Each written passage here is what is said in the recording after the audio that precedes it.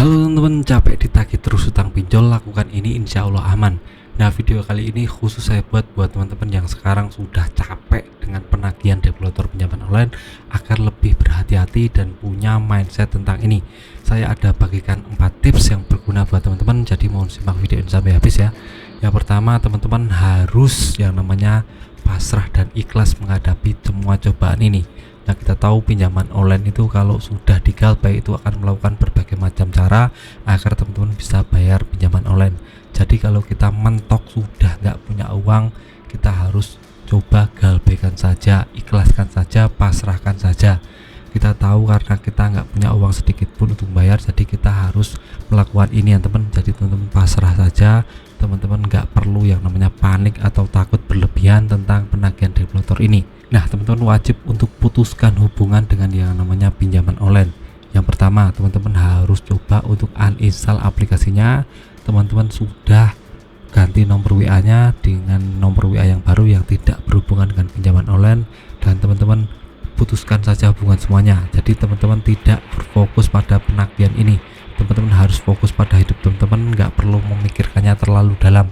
Nah, ini bisa menjadi solusi karena kalau tidak kita akan terus-menerus dihubungi oleh yang namanya developer pinjaman online melalui telepon atau WA yang menagih.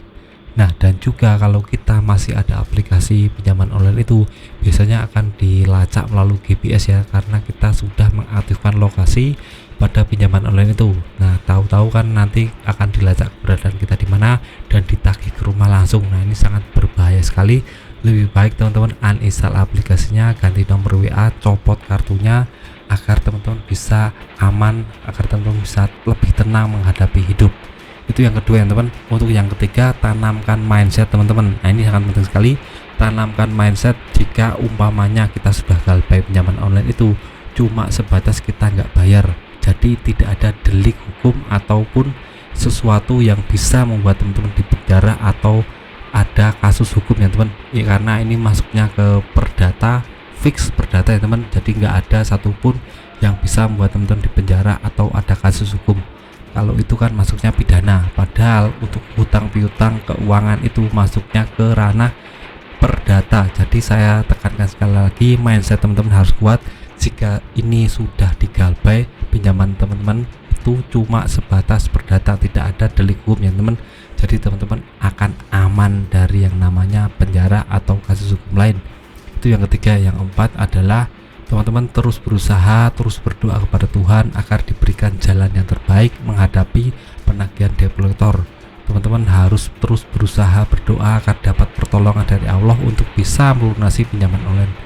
Kalau teman-teman sudah mentok nggak punya uang ya sudah digalbaikan saja, tapi teman-teman harus berusaha mencari income tambahan, berusaha untuk bersedekah, berusaha untuk yang namanya cari sesuatu yang bisa membuat income teman-teman bisa bertambah lebih besar. Misalnya teman-teman ada kemampuan dijual barang, bisa di marketplace, atau teman-teman punya skill lain bisa langsung diaplikasikan saja agar nantinya teman-teman ada income tambahan. Nah, kalau income tambahan sudah besar, teman-teman bisa untuk membayar tagihan pinjaman online. Jadi stop bayar pinjaman online jika teman-teman sudah mentok nggak punya uang. Jangan pernah takut yang namanya penagihan developer ya teman. Jadi teman-teman fokusnya kepada diri teman-teman, income tambahan lebih banyak ya teman. Jadi jangan pernah takut, jangan pernah kecewa, jangan pernah merasa frustasi dengan hidup teman-teman. Harus tetap semangat, nggak boleh menyerah ya teman, karena kita pasti bisa menghadapinya jika kita punya mindset, punya pikiran yang positif ya teman. Jadi sekali lagi saya tekankan, ini cuma mindset ya teman.